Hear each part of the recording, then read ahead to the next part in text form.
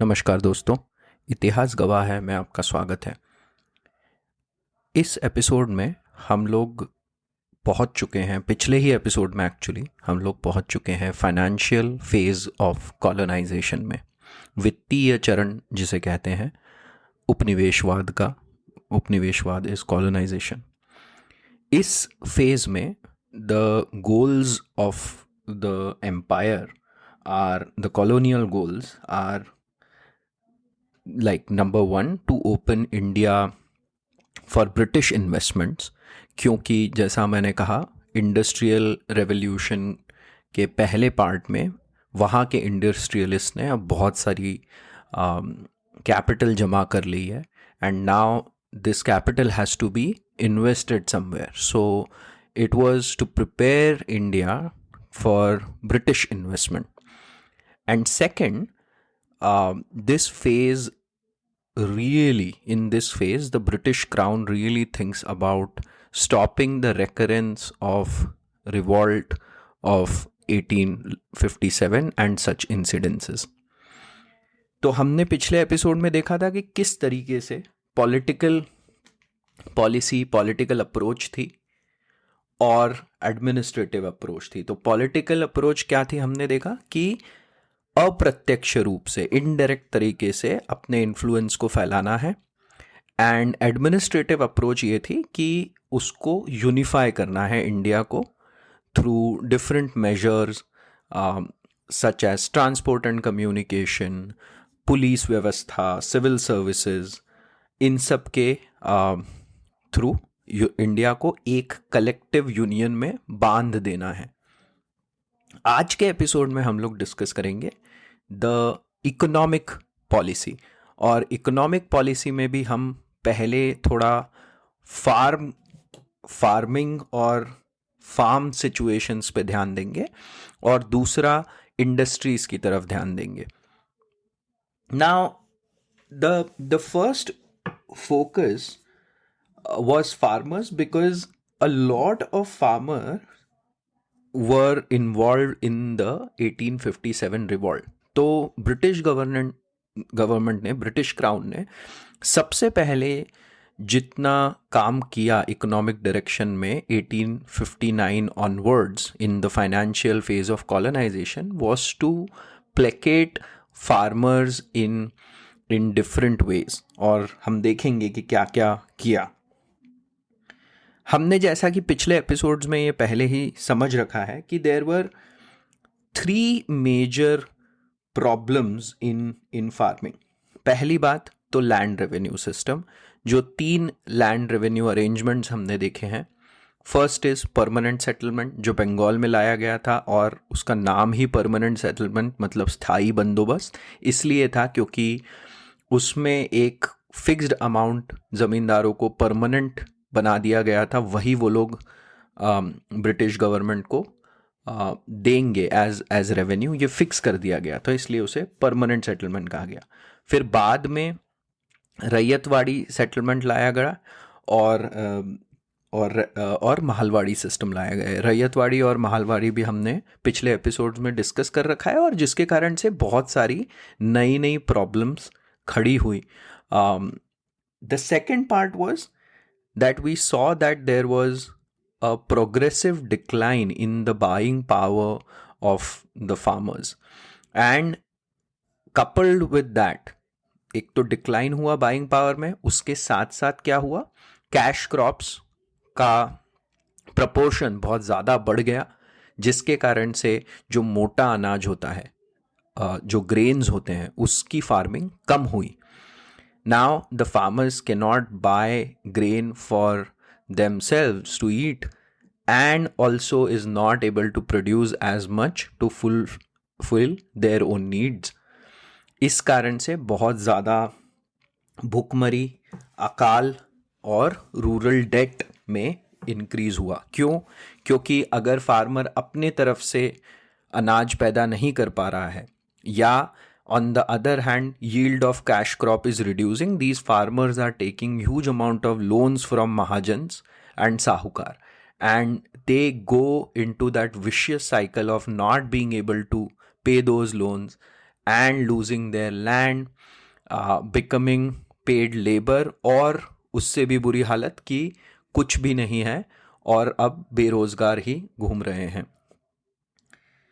दूसरा, बहुत ज़्यादा, जैसा हमने एक बार और पहले भी सुना है एपिसोड्स में, कि बहुत ज़्यादा फेमाइन्स पड़े, अकाल पड़े, क्योंकि ओवरऑल फार्मिंग पे to produce grain for the larger population का लोड ज़्यादा बढ़ गया, करेक्ट, क्योंकि कैश क्रॉप थे बाकी प्रपोर्शन ऑफ फार्मिंग में, तो वो लोड भी इसलिए बढ़ा।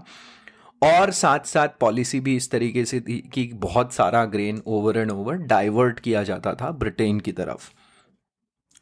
एंड फाइनली, जैसा हमने देखा, बहुत एनकरेजमेंट मिला ऑफ लैंड ट्रांसफर्स, क्योंकि जैसे मैंने कहा था कि land was now saleable and transferable, तो बहुत from farmer to non farmer entities, जैसे बहुत सारे फार्मर जो बेचारे डेट में चले जाते थे या गरीब हो जाते थे, they would sell off their land and small farmers would sell it off to zamindars और mahajans and lose that part of the land. तो ये बहुत ज़्यादा प्रॉब्लम्स हुई, और इसी के कारण से जैसे हमने देखा कि 1859 के रिवॉल्ट के बाद गवर्नमेंट थोड़ा संभल गई। तो थोड़ा सा बात करते हैं कि कहाँ कहाँ पर ये देखने को मिला। तो जैसे एक मेजर फार्मर रिवॉल्ट जो हुआ था वो डेक्कन एरिया में हुआ था। इसको डेक्कन के दंगों के नाम से जाना जाता है। और the reason was this was a major cotton growing area of India। और उस टाइम अमेरिकन सिविल वॉर जब 1861 में शुरू हुआ, तो अमेरिकन सिविल वॉर के कारण वहाँ से इंग्लैंड की तरफ जाने वाले कॉटन की सप्लाई लगभग बहुत ज़्यादा प्रॉब्लम में आ गई, वो सप्लाई नहीं हुआ। इस कारण से इंडिया से जाने वाले कॉटन की डिमांड बढ़ गई। अब क्या होता है कि जब भी डिमांड बढ़ती है, there is a pressure on farmer to give more area of the land to grow cotton, plus investment heavy होता है तो कर्जे भी बहुत लेने पड़ते हैं। और ऐसे करके बहुत सारे फार्मर्स ने कर्जे लिए और कॉटन ग्रो किया। बट जैसे ही सिविल वॉर खत्म हुआ अराउंड 1865-66, द डिमांड प्लमेटेड। और जैसे ही ये डिमांड प्लमेट हुई, दो चीजें हुई। एक तो जो मोटा अनाज, जो ग्रेन्स को रिप्लेस करके कॉटन उगाया गया था, उस कारण से ग्रेन्स की कमी भी आई, और साथ साथ the areas were hit by drought. दूसरा, बहुत ज्यादा रूरल डेट बढ़ गया, क्योंकि बहुत सारे फार्मर्स ने कर्जे ले रखे थे महाजनों से, और अब वो ये कर्जे पे करने में असमर्थ थे, इनकेपेबल थे। And therefore there was tremendous amount of anger, and finally a farmer riot broke out in Supa Jilla of in Pune in 1875। और ये इसी के ही रिस्पॉन्स में था सीधे सीधे। And similarly this farmer revolt went on for about 4 months and spread across Pune, Satara, Ahmednagar districts. Also, this entire thing led to a massive famine in Deccan and central part of India around the same time, which is 1876 to 1878। हम उस famine के बारे में थोड़ा और आगे discuss करेंगे। सो दूसरा जो था, ये जितना भी रिवॉल्ट जो फार्मर का हो रहा था, फेमाइन के पे हम बाद में आएंगे, बट जो रिवॉल्ट फार्मर्स कर रहे थे वो that was majorly against the mahajans who were constantly trying to get their money back from farmers, or taking their lands away। और ऐसे ही टाइम पे वहाँ पर जो एक रीजनल रेवोल्यूशनरी थे जिन्होंने आर्म्ड रेवोल्यूशन किया, वो थे वसुदेव बळवंत फडके, और he was the representative of Ramoshi revolt.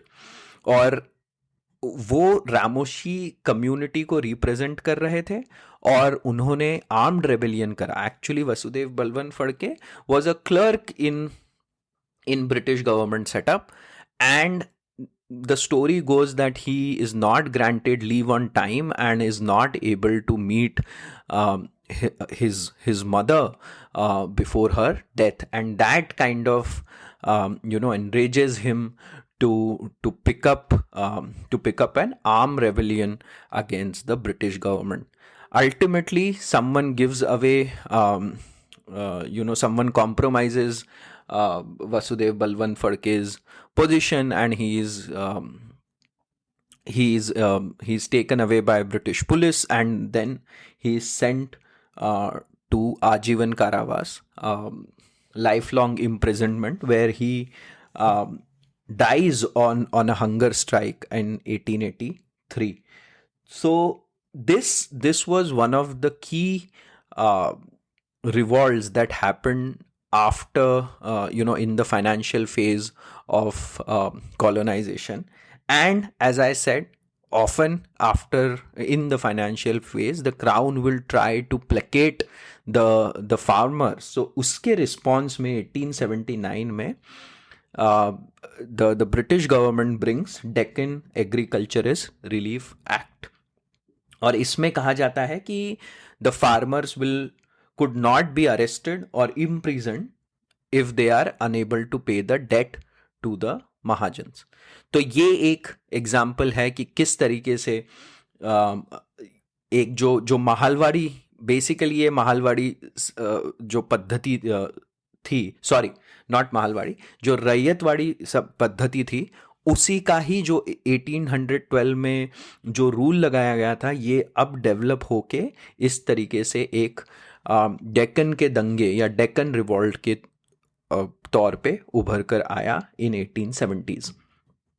दूसरा, similarly in Punjab there was at one point of time a land alienation act of 1900 was passed, which prohibited the transfer of land from farming to non-farming entity. तो इसका मतलब basically उसका जो main focus था वो ये था कि the mahajans and zamindars could not accrue land, and जो हमने पहले भी बताया था, जो भूमियार वर्ग है वो ना बन पाए. इसके लिए ये एक एक्ट पास किया गया था. बट इसका कोई इम्पैक्ट इसलिए नहीं हुआ क्योंकि अब भले ही नॉन फार्मर नहीं ले सकते लैंड, बट फार्मर्स में ही जो रिच फार्मर्स हैं, they started accruing land from the poor farmers. तो अल्टीमेटली इम्पैक्ट वही का वही रहा. कहने का मतलब ये है कि प्लेकेट करने के लिए कुछ कुछ जो एक्ट्स आती थी वो अपना काम भी पूरे तरीके से कर नहीं पाती थी या सही तरीके से इम्प्लीमेंट नहीं होती थी. एक और ऐसा ही एग्जाम्पल देखते हैं. 1859 में एक ऑक्यूपेंसी राइट एक्ट 10 करके लाया गया था, और उसके अंतर्गत द आइडिया वॉज कि 12 साल अगर किसी फार्मर ने किसी पट्टे पर फार्मिंग करी है तो आफ्टर 12 इयर्स वो पट्टा उस फार्मर का ही हो जाएगा. और ये फिर से आप देखिए 1859 में इसलिए लाया गया था क्योंकि 1857 के रिवॉल्ट के बाद थोड़ा सा गवर्नमेंट पे, ब्रिटिश क्राउन पे प्रेशर था.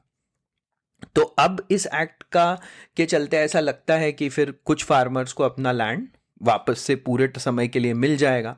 बट देखिए होता ऐसा है, और आज के टाइम पे भी this is pretty much valid, that all the major government schemes are availed by farmers who are already rich and big. छोटे फार्मर्स तक तो ये सब चीज़ें पहुंच ही नहीं पाती है क्योंकि बड़े फार्मर के नीचे बटाईदार होते हैं, बटाईदार के नीचे और मजदूर होते हैं, है ना. तो इस तरीके से पूरा एक अरेंजमेंट रहता है, और उस अरेंजमेंट में जो सबसे टॉप पे किसान है, जो ज़्यादा रिच है, they are always able to avail these schemes. And these schemes actually it is sometimes very difficult for these schemes to reach the lowest of और पुअरेस्ट ऑफ द फार्मर। ऐसा मतलब अभी भी जैसे जो गाँव में मनरेगा के माध्यम से ही बहुत सारा रोजगार मिल रहा है ना, मतलब मेन फार्मिंग तो बहुत ही नीचे वाले लेवल पे बहुत ही कम लोग कर रहे हैं। तो होता यह है कि अब ये 12 ईयर फार्मिंग के रूल में एक तो ये था कि ये स्कीम उन्हीं के द्वारा अवेल होती थी, rich farmers would avail the scheme.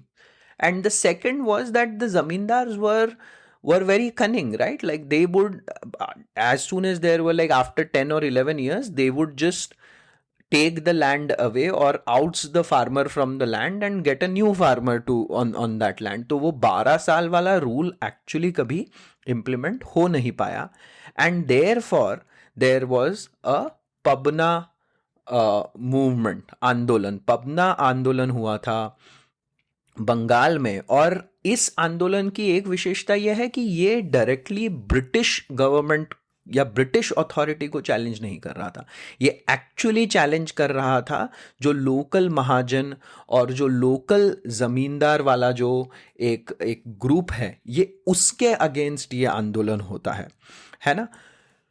और ये और यही एक्चुअली 1870s to 1890s में all these the farm movements had this very specific nature that the adversary was very localized। या तो लोकल महाजन है या लोकल जमींदार है, ये like they were not directly challenging the British authority or they were not asking for the change of regime in this case, है ना।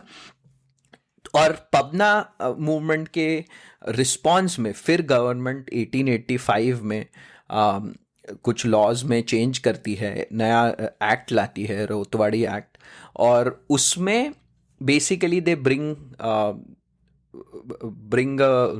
You know they say that you can not increase the revenue by more than 12.5% in one time.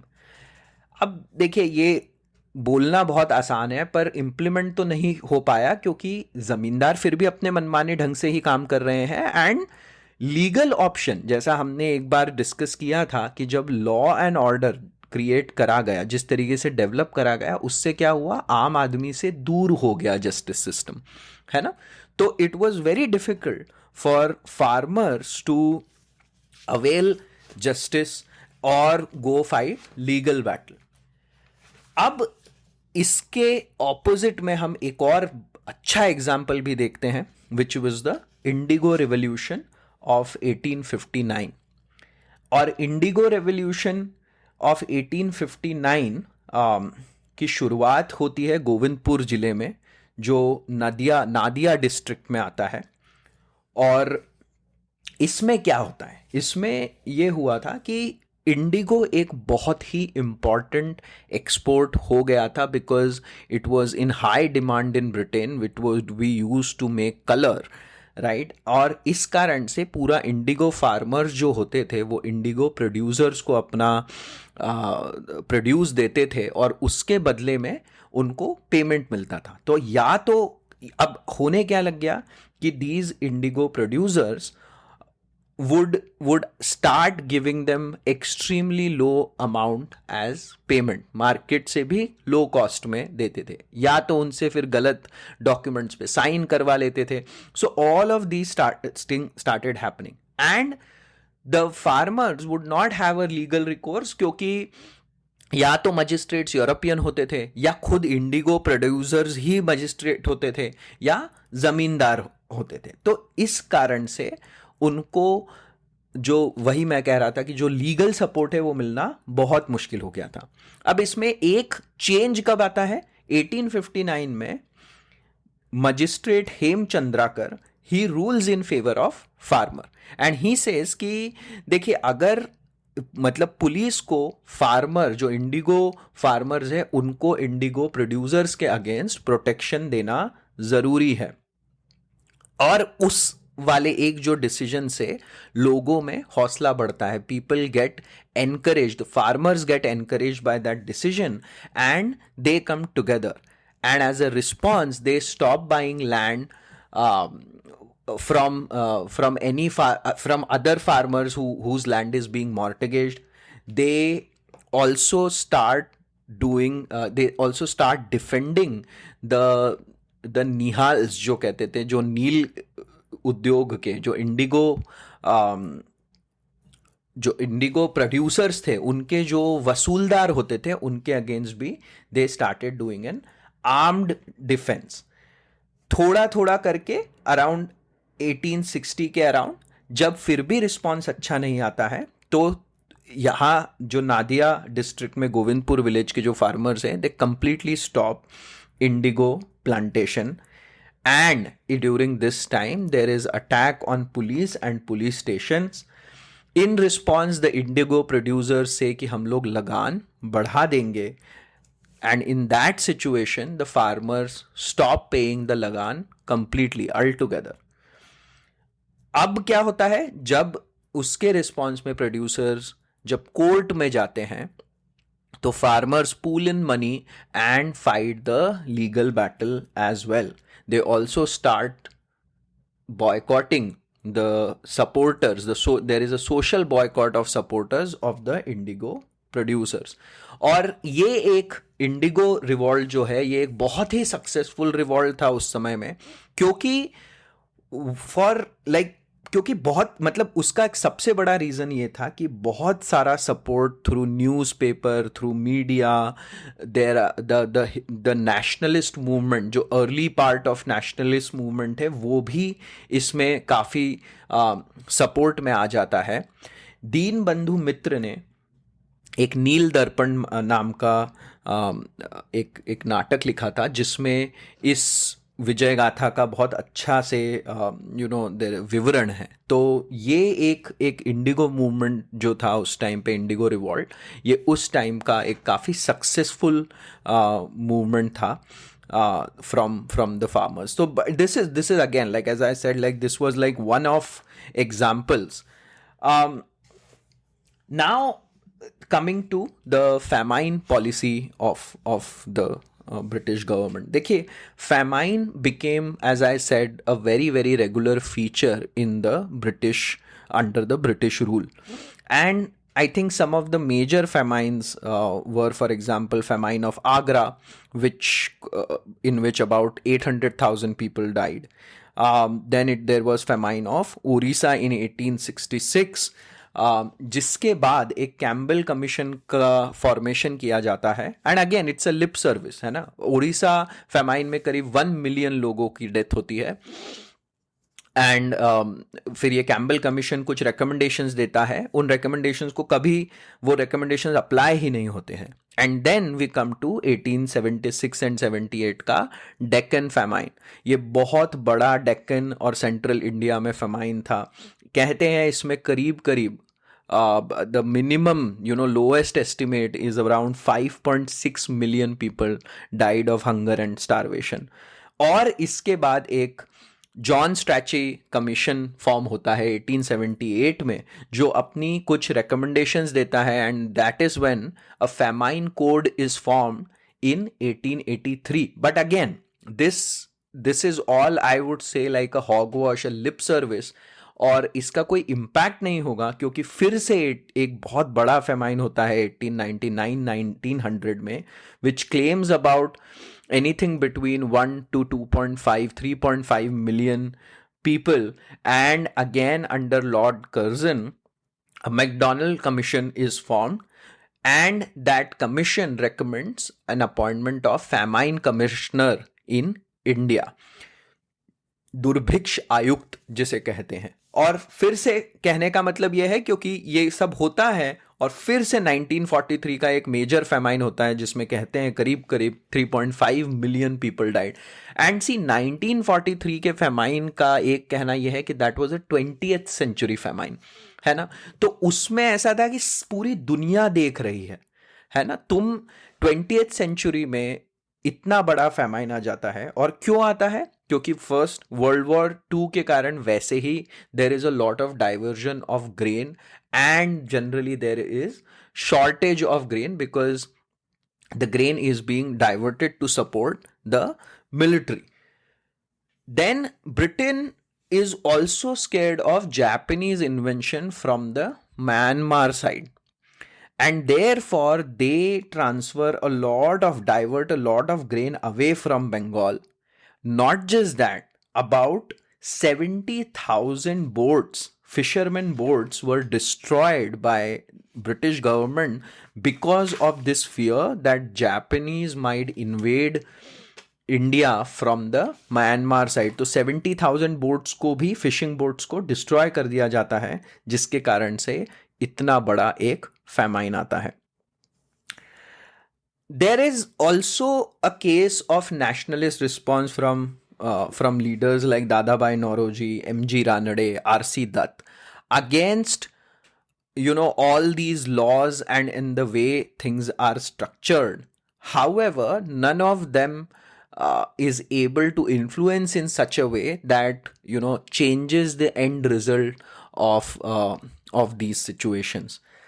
I think I said that हम लोग आज industrial part को भी cover करेंगे, but I think we have already covered a lot for today in terms of different revolts and the famine policy of British government. Whole in all, I think मुझे ऐसा लगता है कि पूरा जो फाइनेंशियल फेज ऑफ कॉलोनाइजेशन था वो यही था कि अब इन्वेस्टमेंट के लिए ओपन करना है और फार्मर्स को प्लेकेट करना है by bringing all these different commissions and setting up this committee and that committee, but to no avail. I think that for me is how British responded to all the farmer distress across the country due to almost 100 years of bad policy making when it comes to farmers in India. सुनने के लिए बहुत बहुत धन्यवाद. Until next time, in the next episode we will cover the industrial phase of the economic policy, not industrial phase but industrial development due to the economic policy in this phase of colonization. Thank you. Until next time.